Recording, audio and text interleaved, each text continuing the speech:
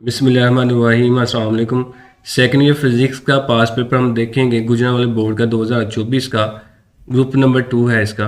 MCQs number 1 है, using spectroscopy the helium was identified in the.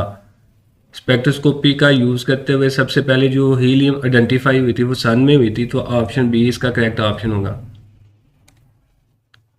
MCQs number 2 है, the induce EMF is primarily produce at the cost of. जो induce EMF है ये primarily किस पे depend करती है। ये फॉर एग्जाम्पल हमारे पास कोई कॉइल है और ये हमारे पास कोई मैग्नेट है, ये इसका साउथ पोल है, ये इसका नॉर्थ पोल है। तो इस मैग्नेट को हमने कॉइल की तरफ लेके जाना है, फिर कॉइल से पीछे लेके आना है। तो जैसे ही हम इसको कॉइल की तरफ लेके जाएंगे तो फ्लक्स चेंज होगा, पीछे लेके आएंगे फ्लक्स फिर चेंज होगा। तो ये बाय मैकेनिकल एनर्जी ये काम होगा, फ्लक्स चेंज होगा तो इसमें इंड्यूस ईएमएफ आएंगे। तो ऑप्शन बी इसका करेक्ट ऑप्शन होगा। MCQ नंबर 3 है, the reactance of an inductor at 50 hertz is 10 ohm, it's reactance at 100 hertz. एक जो इंडक्टर है उसकी रिएक्टेंस जो है ना वो 10 ओहम है जब उसकी फ्रीक्वेंसी 50 हर्ट्ज है। अगर उसकी फ्रीक्वेंसी हम 100 हर्ट्ज कर दें तो उसकी रिएक्टेंस कितनी होगी। तो फार्मूला हम देख लेते हैं, एक्स इक्वल होता है 2 पाई एफ एल के। अब एल जो है ना ये इंडक्टेंस है और एक्स एल जो है ना ये रिएक्टेंस है और एफ जो है ना फ्रीक्वेंसी है। तो फ्रीक्वेंसी और रिएक्टेंस आपस में डायरेक्टली प्रोपोर्शनल है। जब फ्रीक्वेंसी 50 है तो रिएक्टेंस आ रही है 10 ओहम। अगर इसको हम 100 यानी कि डबल कर दें तो फिर इसकी जो रिएक्टेंस है वो भी डबल हो जाएगी, तो ये बन जाएगी 20। तो ऑप्शन डी इसका करेक्ट ऑप्शन होगा। MCQ नंबर 4 है, threshold wavelength for metal having work function is 40। Work function से दिया हुआ है 40 इज लैम्डा नॉट उसकी वेवलेंथ है। What is the threshold wavelength for metal having work function 240। तो क्वेश्चन कुछ ऐसे है कि उसने एक वर्क फंक्शन दिया है, वर्क फंक्शन का जो फार्मूला वो ये है फाई इक्वल होता है HF, और अगर हम इसको वेवलेंथ में कन्वर्ट करें तो AC और लैम्डा आ जाएगा। अब जो पहली हमारे पास वेवलेंथ है ना उसका वर्क फंक्शन 40 है, तो इसको हम कुछ ऐसे रिप्रेजेंट कर लेते हैं, फाई 1 इक्वल है HC ओवर लैम्डा 1। इसका वर्क फंक्शन 40 है तो इसकी जगह 40 आ जाएगा, तो ये आ गया AC ओवर लैम्डा 1। आगे कहते हैं फिर इसका जो वर्क फंक्शन है वो 240 हो जाता है, उसको हम रिप्रेजेंट करेंगे फाई 2 इक्वल आएगा AC ओवर लैम्डा 2, और वो बन जाता है फाई 2 जो ना वो इक्वल आ जाएगा 240 के, तो HC ओवर लैम्डा 2 आ जाएगा। तो कहते हैं ये वेवलेंथ जो है ये आपने फाइंड करनी है, जबकि लैम्डा 1 उसने दी हुई है लैम्डा नॉट या फिर लैम्डा, इसको आप लिख सकते हैं। तो अगर हम इन दोनों को डिवाइड कर दें आपस में तो ये आएगा फाई 1 ओवर फाई 2, और इधर से आ गया HC लैम्डा 1 यानी कि lambda over HC over lambda 2। तो ये HC के साथ कैंसिल हो गया, तो बाकी बच गया फाई 1 ओवर फाई 2, ये कुल आएगा लैम्डा 2 ऊपर चला जाएगा और लैम्डा नीचे रह जाएगा, लैम्डा 2 ओवर लैम्डा के। फाई 1 की वैल्यू जो ना वो 40 है जबकि फाई 2 की वैल्यू 240 है। इक्वल की इधर आ जाएगा लैम्डा 2 ओवर लैम्डा, तो ये आपस में कैंसिल होकर ये आएगा 1 ओवर 6, इधर लैम्डा 2 बच गया। हमने लैम्डा 2 निकालना है तो ये लैम्डा उधर जाके मल्टीप्लाई करेगा लैम्डा ओवर 6 इक्वल आएगा लैम्डा के, तो इसका आंसर आएगा लैम्डा ओवर 6 जो कि इसमें नहीं है। तो जब इसमें आंसर नहीं है तो फिर आप जो सा मर्जी टिक कर दें, लैम्डा बाई ओवर 4 टिक कर दें, ये इसके करीब है, तो जो सा मर्जी टिक करें वो करेक्ट होगा, लेकिन इसमें ऑप्शन मौजूद नहीं। MCQ नंबर 5 है, the EMF induce in 1 milli henry inductor in which current change from 5 ampere to 3 ampere in 1 second. Induce EMF आपने फाइंड करनी है, तो ये सेल्फ इंडक्शन वाला इसमें फार्मूला लगेगा। इंड्यूस EMF इक्वल होती है minus L del I over del T. L जो ना ये इंडक्टेंस है वो उसने दी हुई है 1 मिली हेनरी, ऐसा यूनिट इसका हेनरी होता है, तो मिली की जगह 10 रेज़ पावर -3 आ जाएगा। चेंज के लिए हम फाइनल में से इनिशियल को माइनस कर देंगे, फाइनल 3 एम्पेयर है और इनिशियल 5 एम्पेयर है, तो ये आ जाएगी 3 माइनस 5 ओवर टाइम जो ना इसका 1 सेकेंड है। लेकिन ये मैं पहले बता दूं ये जो इसका आंसर भी इसमें मौजूद नहीं, क्योंकि इसका आंसर जो है ना वो यहाँ पे स्टेटमेंट में थोड़ी सी मिस्टेक है, 1 सेकंड की जगह 1 मिली सेकंड है। 1 मिली सेकंड होता तो फिर इसका आंसर आना था 2 वोल्ट, अब चूंकि यहाँ पे 1 सेकंड है तो हम उसके अकॉर्डिंग इसको सॉल्व करेंगे। तो ये बन जाएगा -10⁻³ और यहाँ पे आ गया -2, तो ये माइनस माइनस प्लस 2 × 10⁻³ तो 2 × 10⁻³ इसमें नहीं है, तो इसलिए इसका आंसर भी इसमें मौजूद नहीं।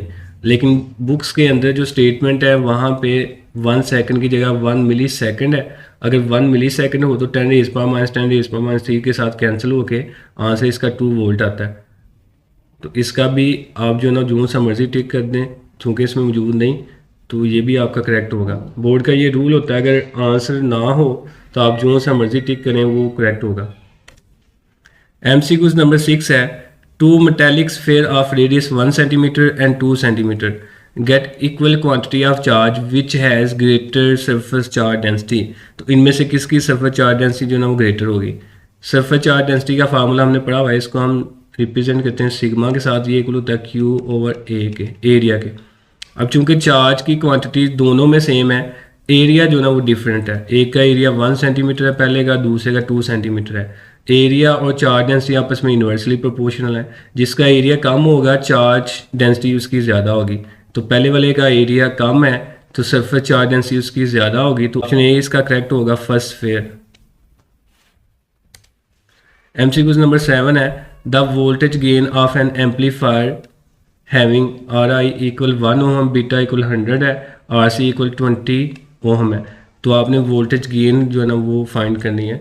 ये पिछले पेपर में भी हमने इसको सॉल्व किया था। इसका फार्मूला होता है गेन का -β/RC/RIE। बीटा की जगह 100 आएगा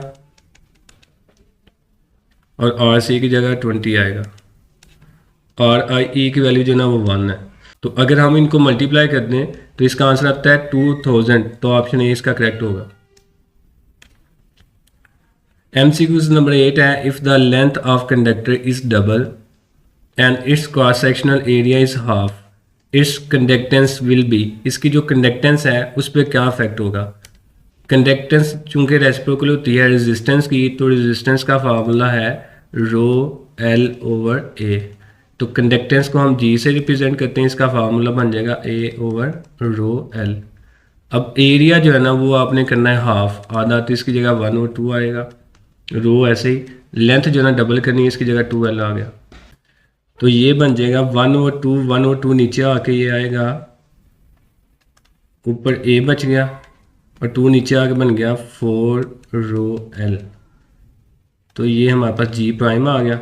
G' इक्वल आएगा A/ρL। ये सारे का सारा G के इक्वल है, यानी कि कंडक्टेंस के। तो जो इसकी कंडक्टेंस है ये 4th टाइम रिड्यूस हो जाएगी। तो इसका जो आंसर है वो आएगा बिकम 1/4, यानी कि ऑप्शन बी।